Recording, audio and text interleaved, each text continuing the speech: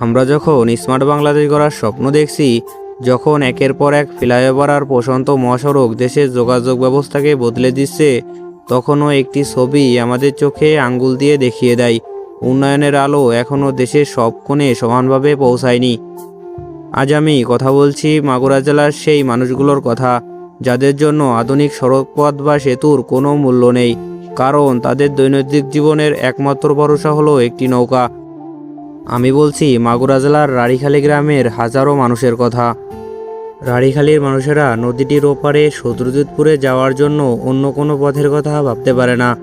তাদের কাছে একমাত্র ভরসা হলো একটি নৌকা, একটি যানবাহন। এই নৌকা কেবল একটি পরিবহন নয়, এটি তাদের জীবন নির্বাহের একটি অপরিহার্য অংশ। এই জলপথের উপর নির্ভরতা ঠিক কতটা গভীর তা বুঝতে পারলাম সেখানকার মানুষের সাথে কথা বলে। তাদের দৈনন্দিন জীবনের প্রতিটি গুরুত্বপূর্ণ কাজ এই নৌকার মাধ্যমে নদী পারাপারের উপর নির্ভরশীল। ছোট ছোট ছেলেমেয়েদের স্কুলে যাওয়া, হঠাৎ অসুস্থ হলে রোগীকে হাসপাতালে নেওয়া, জমিতে ফলানো ফসল বাজারে বিক্রি করা, প্রতিটি ক্ষেত্রেই তারা নৌকার উপর নির্ভরশীল।